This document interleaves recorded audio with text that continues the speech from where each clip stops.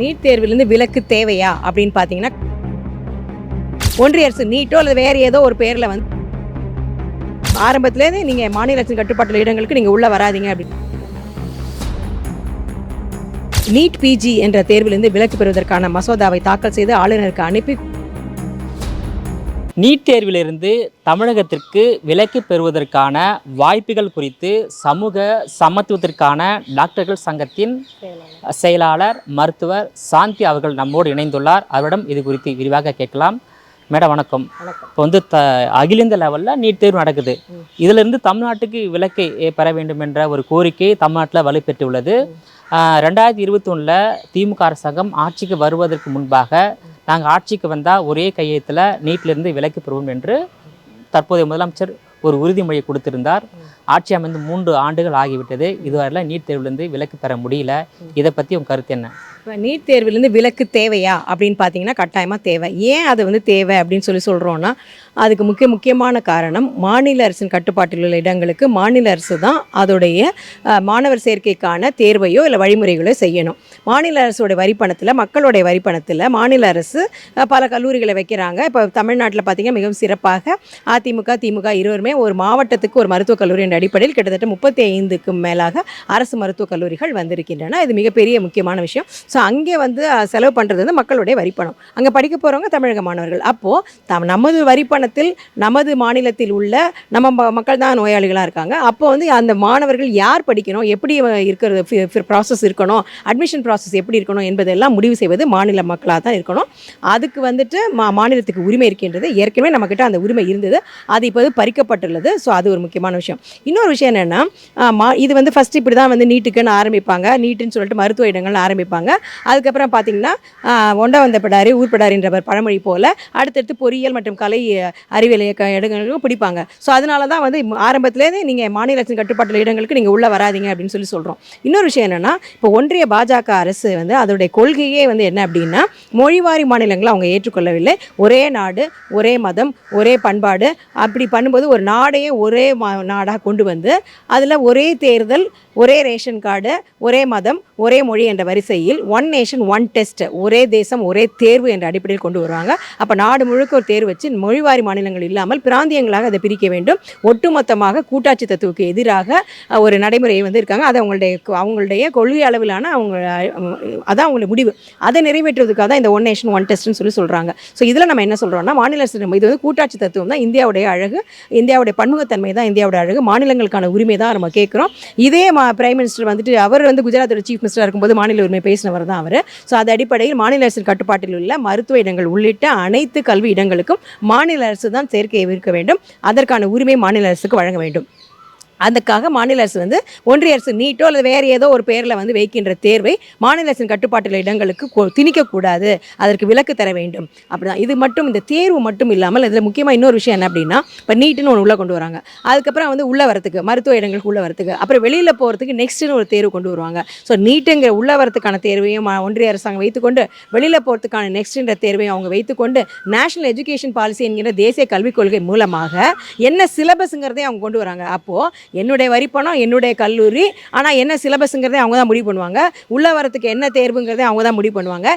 யார் உள்ளே வர வேண்டும் என்பதை அவங்க தான் முடிவு பண்ணுவாங்க. யார் பாஸ் பண்ணி வெளியில் போகணும் அதையும் ஒன்றிய அரசு தான் முடிவு பண்ணுவார்கள் என்பது ஏற்புடையது அல்ல.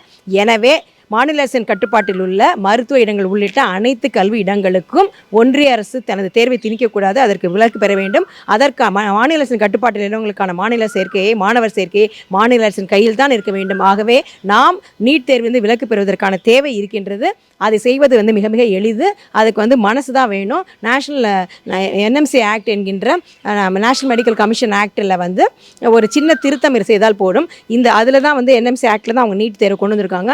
இவங்க வந்து அதை பாஜக அரசாங்கம் என்ன சொல்கிறாங்கன்னா, காங்கிரஸ் கொண்டு வந்தது, திமுக கொண்டு வந்தது, அன்னைக்கு கொண்டு வந்தது, இன்றைக்கி கொண்டு வந்தது, சுப்ரீம் கோர்ட் சொன்னது என்று பல்வேறு தவறான தகவல்களை சொல்லி கொண்டிருந்தாலும், இப்போ அவங்க லேட்டஸ்ட்டாக நீட்டை திணிப்பதற்கு வந்து அவங்க கொண்டு வந்த NMC ஆக்ட் 2019 என்கின்ற சட்டம், அந்த சட்டத்தில் ஒரு சின்ன திருத்தம், எந்தெந்த மாநிலங்களுக்கு அந்த கட்டுப்பாட்டில் உள்ள இடங்களுக்கு விலக்கு கேட்கிறார்கள் அதை வழங்கலாம் என்று ஒரே ஒரு சட்ட திருத்தம், ஒரு வரியை சேர்த்தாலே பண்ணிடலாம். இது மிக மிக எளிதானது.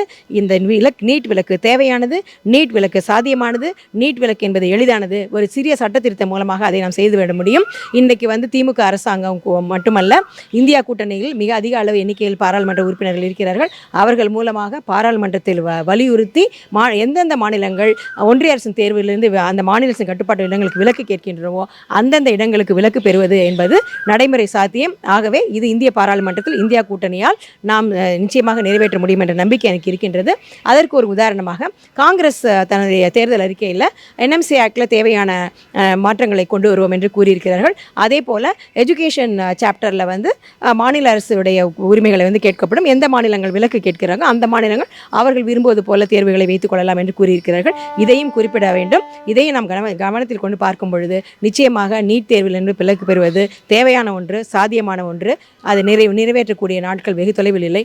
அதே நேரத்தில் நமது மாணவர்கள் அகில இந்திய அளவில் இன்றைய முதலாளித்துவ சமுதாயத்தில் மிக குறைந்த எண்ணிக்கையில் சீட் இருக்கும்போது அதிக எண்ணிக்கையில் வந்து போட்டியாளர்கள் இருக்கிறார்கள். அது கல்வியிடங்களுக்கு மட்டுமல்ல, வேலைவாய்ப்பிலும் அதே நிலைமைதான். ஆக குறைந்த எண்ணிக்கையில் இடங்கள், அது கல்வியான இடங்களாக இருக்கட்டும், வேலைவாய்ப்புகளான இடங்களாக இருக்க வேண்டும். அதிக எண்ணிக்கையில் பன்மடங்கு எண்ணிக்கையில் போட்டியாளர்கள் இருக்கும் பொழுது போட்டித் தேர்வு என்பது தவிர்க்க முடியாத ஒன்று. போட்டித் தேர்வை கண்டு நாம் அஞ்ச தேவையில்லை. நமது மாணவர்களை போட்டித் தேர்வுக்கு தயார்படுத்த வேண்டும். அது கல்வி வேலைவாய்ப்புகளில் மத்திய உயர்கல்வி நிறுவனங்களிலும் மத்திய வேலைவாய்ப்பு இடங்களிலும் ஐஏஎஸ், ஐபிஎஸ், ஐஐடி, ஜேஇஇ போன்ற எல்லா படிப்புகளிலும் எல்லா வேலைவாய்ப்புகளிலும் தமிழ்நாட்டு மாணவர்களும் மற்ற மாநில மாணவர்களைப் போல இந்திய குடிமகனாக செல்வதற்கு உரிமை இருக்கின்றது. அந்த உரிமையை நாம் பெறுவதற்கு நாம் நமது மாணவர்களை தயார்படுத்த வேண்டும். தயார்படுத்துவது என்பது மிகவும் எளிதானது. நமது மாணவர்கள் மிகவும் திறமையானவர்கள். நீட் வந்ததுலேருந்து பார்த்திங்கன்னா கடந்த சில ஆண்டுகளாகவே அதிக எண்ணிக்கையில் மாணவர்கள் தேர்ச்சி பெறுகிறார்கள். அதிக எண்ணிக்கையில் முதலிடங்களையும் நாம் பெறுகிறார்கள். முதல் ரேங்க்லையும் வாங்குகிறார்கள் பார்க்க முடிகிறது. ஆகவே போட்டித் தேர்வு என்பது நமது மாணவர்களுக்கு முடியாத ஒன்று என்பது அல்ல. அதே நேரத்தில் தனியார் மருத்துவக் கல்லூரி, நிகர்நிலை மருத்துவ பல்கலைக்கழகங்களுடைய கட்டணத்தை ஃபிக்ஸ் பண்ணி இறுதி இடங்கள் வரைக்கும் தமிழக அரசும் ஒன்றிய அரசும் அந்த அட்மிஷன் ப்ராசஸை பண்ணும் பொழுது பல்வேறு முறைகேடுகள் தவிர்க்க முடியும். மாப்பா கவுன்சில் கூடாது. தனியார் கோச்சிங் சென்டர்ஸை வந்து ரெஜிஸ்டர் பண்ணணும். இப்போ நம்ம வந்து எப்படி வந்து ஒரு கிளினிக்கை ரெஜிஸ்டர் பண்ணுறோமோ அதே போல் அனைத்து நிறுவனங்களையும், இந்தியாவில் நடைபெறும் நிறுவனங்கள், அது ஐஐடி கோச்சிங் சென்டராக இருக்கட்டும், ஒரு டான்ஸ் கிளாஸாக இருக்கட்டும், வேறு ஜிம்முங்க வந்து எந்த நிறுவனமாக வந்து அவங்க வந்து ரெஜிஸ்டர் பண்ணணும், அதை முறைப்படுத்தப்பட வேண்டும். அந்த கட்டணத்தை வந்து நிறுவ வேண்டும். இதெல்லாம் மிக முக்கியமான விஷயம். இதை செய்ய வேண்டும். அதே நேரத்தில் தமிழக அரசாங்கத்துக்கு இந்த நீட் பிஜியில் வந்து எனக்கு பிரச்சனை வந்திருக்கிறது. தமிழக சட்டசபையில் சட்டமன்ற தொடர் நடைபெற்றிருக்கிறது. இந்த சட்டமன்ற தொடரிலேயே நாம் நீட் பிஜி என்ற தேர்விலிருந்து விலக்கு பெறுவதற்கான மசோதாவை தாக்கல் செய்து ஆளுநருக்கு அனுப்பி, குடியரசுத் தலைவருக்கு அனுப்பி அதிலிருந்து விலக்கு பெறுவதற்கான நடைமுறை செய்ய வேண்டும். அதைவிட எளிதாக இந்திய கூட்டணியில் இருக்கின்ற பாராளுமன்ற உறுப்பினர்களை நாம் சந்தித்து அவர்களை வந்துட்டு கன்வின்ஸ் செய்து எந்தெந்த மாநிலங்களுக்கு நீட் போன்ற ஒன்றிய அரசு தேர்வு விலக்கு பெறுவதற்கான விரும்புகிறார்களோ அவர்களுக்கு விலக்கு வழங்கலாம் என்று அந்த சட்டத்தில் திருத்தம் செய்யும் பொழுது இது எல்லாம் எளிதாக நடைபெறும். இதை நாம் நிச்சயமாக செய்ய வேண்டும். அதுதான் உண்மையான சமூக நீதியாக இருக்கும், மாநில உரிமைக்காகவும் ஏற்றதாக இருக்கும். இன்னும் ஒரு கேள்வி, இப்போ வந்து தமிழக அரசு வந்து நீட் தேர்வுலேருந்து தமிழ்நாட்டுக்கு விலக்கை பெற்று தருவோம்னு சொல்லிட்டு உறுதியாக சொல்லிட்டு இருக்காங்க. ஆனால் மத்திய அரசு வந்து நீட் தேர்வுலேருந்து தமிழ்நாட்டுக்கு விலக்கு கொடுக்கல. இந்த இரண்டு அரசு இடையில மாணவரோட மனநிலை, பெற்றோர் மனநிலை எந்த அளவுக்கு பாதிக்கப்படும், மாணவர்கள் எந்த அளவுக்கு தங்களை தயார்படுத்தி கொள்ள வேண்டும்? இப்போ பார்த்தீங்கன்னா நீட் தேர்வு எழுதுகிற மாணவர்கள் எல்லாமே 18 வயசு இருக்கவங்க தான். அவங்க 18 வயது என்பது ஒரு நல்ல வயது. அப்போ வந்து வாக்குரிமை கிடைக்கிது. பெண்களுக்கு வந்து திருமண வயதாகவும் அது இருக்கின்றது. ஆகவே +2 வரைக்கும் படித்த மாணவர்கள் இன்றைக்கி என்னென்ன நடக்கிறது என்ற நடைமுறையை, அரசியலையும் பல்வேறு பிரச்சனைகளையும் அவங்க பார்த்துட்ருக்காங்க. அது பார்க்கும் பொழுது அவங்களுக்கு நம்ம சமூக ரீதியான, அரசியல் ரீதியான ஒரு விழிப்புணர்வை கொடுக்கணும். என்ன நடக்குது, எனக்கு எதுவுமே தெரியாது, நீங்கள் வந்து கேபிளை கட் பண்ண, வெளியில் நியூஸ் பேப்பர் படிக்காத, எதுவுமே தெரிஞ்சிக்காத, வெறும் புத்தக புழுவாக இரு என்று நாம் மாணவர்களை நாம் தயார்படுத்தக்கூடாது. மாறாக நாம் எப்படி வந்து நம்ம ஏற்றுச்சுரக்காய் கறிக்கு உதவாது, நாம் எப்படி கல்வியில் பள்ளியில் வந்து ஒரு சிலபஸ் வச்சு பாடத்திட்டங்கள் சொல்கிறோமோ அதே போல் அவங்க சமுதாயத்தை நம்ம படிக்கிறதுக்கு சொல்லிக் கொடுக்க வேண்டும். சமுதாயத்தில் வந்துட்டு ஏற்றத்தாழ்வுகள் இருக்கும், பல்வேறு பிரச்சனைகள் இருக்கும். நமக்கு வந்து ஒரு ஆசைப்படுவது எல்லாமே நமக்கு கிடைக்காது. அதுக்கு இன்னொரு விஷயம், நம்ம ஆசைப்படுவது பெறுவதற்கு என்ன தேவையோ அதுக்கான தகுதியை நம்ம படுத்திக்கணும். இப்போ நம்ம ஒரு ஒலிம்பிக்கில் ஜெயிக்கணும்னா அதுக்கு அந்த போட்டிக்கு என்ன தேவை என்பது பார்த்து அதற்கான நம்ம தயார்படுத்திக் கொள்ள வேண்டும். அதில் ஜெயிக்கலாம், தோற்கலாம். அப்படி தோத்தா அதோட வாழ்க்கை முடிவடைந்து விடுவதில்லை. அதை அதை விட்டுட்டு அடுத்தது போகலாம், இல்லை அதையே மீண்டும் இன்னொரு வாட்டி முயறலாம் என்ற வாழ்க்கை பாடத்தை நாம் நமது மாணவர்களுக்கு சொல்லித்தர வேண்டி இருக்கின்றது. அதே நேரத்தில் மாணவர்களுக்கு பயிற்சி அளிப்பதற்கு, போட்டித் தேர்வுக்கான பயிற்சி அளிப்பதற்கான வசதி வாய்ப்பை செய்ய வேண்டும். இப்போ பார்த்தீங்கன்னா நீட் பயிற்சியும் மற்ற பயிற்சிகள் எல்லாம் மாணவர்கள் ஒரு இடத்துல படிக்கிறாங்க, வேற ஒரு இடத்துல டிஸ்ட்ரிக்ட் சென்டரில் இருக்கும்போது அவங்க ஸ்கூல் பாடத்தையும் படிச்சுட்டு கிளாஸையும் அட்டன் பண்ணிட்டு அப்புறம் அங்கே போயிட்டு அவங்க போட்டித் தேர்வுக்கான பயிற்சி பெறுவது என்பது அது இலவச பயிற்சியாக இருந்தாலும் அரசே கொடுத்தாலும் அதில் நடைமுறை சிக்கல் இருக்கிறது. ஆகவே நீட் தேர்வு போன்ற ஐஐடி, ஐஏஎம், எய்ம்ஸ் மற்ற வேலைவாய்ப்புக்கான தேர்வுகள், அந்த போட்டித் தேர்வுகளுக்கான மையங்களை, இலவச மையங்களை அரசு அதிகரிக்க வேண்டும். அந்த இலவச மையங்கள் அரசு பள்ளியில் படிக்கின்ற மாணவர்களுக்கு மட்டுமில்லாமல் தனியார் பள்ளியில் படிக்கின்ற ஏழை மாணவர்களுக்கும் மற்ற மாணவர்களுக்கும் மற்ற போட்டியாளர்களுக்கும் அது கிடைக்கின்ற வகையில் இலவசமான பயிற்சி மையங்கள், போட்டித் தேர்வுக்கான பயிற்சி மையங்களை நாம் செய்ய வேண்டும். நமது பாடத்திட்டத்தில் போதிய அளவு மாற்றங்களை செய்ய வேண்டும். ஒரு அனலிட்டிக்கல் அப்ரோச்சோட ஒரு பகுப்பாய்ந்து படிக்கிற மாதிரி இருக்கணும், ஒரு மனப்பாடம் செய்து படிக்கிற முறை இருக்கக்கூடாது. சற்று இப்பொழுது நல்ல மாற்றங்கள் செய்திருக்கார்கள். இதை மேலும் நம்ம செய்ய வேண்டும். ஒரு கான்செப்சுவல் லேர்னிங் என்ற கோட்பாட்டு அடிப்படையில் இது ஒரு கான்செப்டை லேர்ன் பண்ணுற மாதிரி இருக்கணுமே தவிர ஒரு மனப்பாடம் செய்து அதை எடுத்து அப்புறம் நான் மறந்து விட்டேன் என்று சொல்வது போல இருக்கக்கூடாது.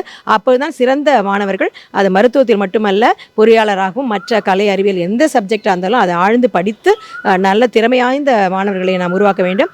நல்ல வேலைவாய்ப்பு அவங்களுக்கு கிடைக்கும். அதே நேரத்தில் தனியார் கல்லூரிகளில் இடஒதுக்கீடு இல்லாத பிரச்சனை, இடஒதுக்கீடு இல்லை. ஆகவே தனியார் கல்லூரிகளிலும் மருத்துவக் கல்லூரிகளிலும் நிகர்நிலை பல்கலைக்கழகங்களிலும் இடஒதுக்கீடு கொண்டு வர வேண்டும். அங்கு படிக்கின்ற ஏழை மாணவர்களுக்கு இப்போ 7.5 ஸ்டூடெண்ட்ஸ்க்கு கவர்மெண்ட்டே ஃபீஸ் கொடுக்குற மாதிரி ஏழை மாணவர்களுக்கு அரசாங்கமே கல்வி கட்டணத்தை வழங்க வேண்டும் போன்ற நடைமுறைகள் செய்யும் பொழுது நிச்சயமாக மாணவர்களுக்கு நாம் நம்பிக்கையை ஊட்டலாம். பணம் இல்லைன்னா கூட என்னால் படிக்க முடியும், எனக்கு திறமை இருக்குது, தகுதி இருக்குது, நான் உழைக்க தயாராக இருக்கிறேன் என்று சொல்கின்ற எல்லா மாணவர்களுக்கும், குறிப்பாக தாழ்த்தப்பட்ட பிற்படுத்தப்பட்ட மாணவர்கள், முதல் தலைமுறை மாணவர்கள், தமிழ் வழி படிக்கிற மாணவர்கள் எல்லோருக்கும் அரசாங்கம் சரியான வகையில் அவங்களை நடைமுறைப்படுத்துவதன் மூலமாக தமிழ் வழி படிக்கிற மாணவர்களுக்கு வேலைவாய்ப்பில் இடஒதுக்கீடு வழங்குவது போல கல்வியிலும் இடஒதுக்கீடு வழங்குவது போன்ற பல்வேறு நடைமுறைகள் செய்யும் பொழுது அனைத்து மாணவர்களுக்கும் நல்ல வாய்ப்புகளை கல்வியிலும் வேலைவாய்ப்பிலும் வழங்கலாம் என்று நான் கூறுகிறேன். தமிழக அரசு அழுத்தம் கொடுக்க மத்திய அரசு தமிழ்நாட்டுக்கு நீட்டிலிருந்து விலக்கு கொடுக்கின்ற மனநிலை மத்திய அரசு இருப்பதாக உங்களுக்கு நம்பிக்கை இருக்கின்றதா? நிச்சயமாக. ஏனென்றால் இப்போ தமிழ்நாட்டு அரசு மட்டுமே கூறிக்கொண்டிருந்த ஒரு பிரச்சனை இப்பொழுது NEET UG, NEET PG, NET தேர்வு போன்ற பிரச்சனைகள், முறைகேடுகள், அதில் ஏற்படுத்தப்பட்ட பல்வேறு பிரச்சனை காரணமாக பல மாநிலங்களும் போராடுறாங்க. எதுக்கு நம்ம ஒரு நேஷனல் லெவலில் ஒரு என்ட்ரன்ஸ் எழுதிட்டு என்னுடைய வரிப்பணத்தில் என்னுடைய மாநிலத்தில் எனக்கு பக்கத்தில் இருக்கிற ஒரு காலேஜுக்குள்ளே போகிறதுக்கு நாங்கள் இவங்க சொல்கிற எக்ஸாம் எழுதி இவங்க போகிற சென்டரில் போயிட்டு எக்ஸாம் எழுதிட்டு அப்புறம் அதை கேன்சல் பண்ணி எதுக்கு இது என்ற எண்ணம் பல்வேறு மாநில மக்களிடையே, மாணவர்களிடையும் அரசியல்வாதிகளிடையும் தோன்றி இருக்கின்றது. ஆகவே நிச்சயமாக இப்பொழுது பார்த்தீங்கன்னா பிஜேபியுடைய ஃபர்ஸ்ட் டேர்ம், செகண்ட் டேர்மோட இப்போ தேர்ட் டேர்மில் நிச்சயமாக அவங்களுடைய எண்ணிக்கை குறைந்திருக்கின்றது. அவங்க மெஜாரிட்டியில் இல்லை, அவங்க கூட்டணி ஆட்சியை தான் நம்பி இருக்கிறார்கள். அதே நேரத்தில் எதிர்க்கட்சிகளுடைய பாராளுமன்ற உறுப்பினர்களுடைய எண்ணிக்கை இருக்கின்றது. ஆகவே அவங்க பிஜேபி வீக்காக இருக்காங்க, எதிர்க்கட்சிகள் ஸ்ட்ராங்காக இருக்காங்க. அதே நேரத்தில் இன்றைய சூழல் மக்கள் மத்தியிலேயே இந்த நீட் தேர்வு போன்ற போட்டித் தேர்வுகள் மாநில உரிமை எவ்வளவு அவசியம், மாநில அரசின் கட்டுப்பாட்டு இடங்களுக்கு மாநில அரசே தேர்வு நடத்த வேண்டிய அவசியத்தை அனைத்து ஸ்டேட்டில் இருக்கவங்களுக்கும் புரிய வைத்திருக்கிறது. ஆகவே இந்த சூழலை சாதகமாக பயன்படுத்தி கொண்டு நீட்டிலிருந்து விலக்கு என்பது சாத்தியம் என்று நான் நினைக்கிறேன். உங்களுடைய விரிவான தகவலுக்கு ரொம்ப நன்றி மேடம். வணக்கம். நன்றி.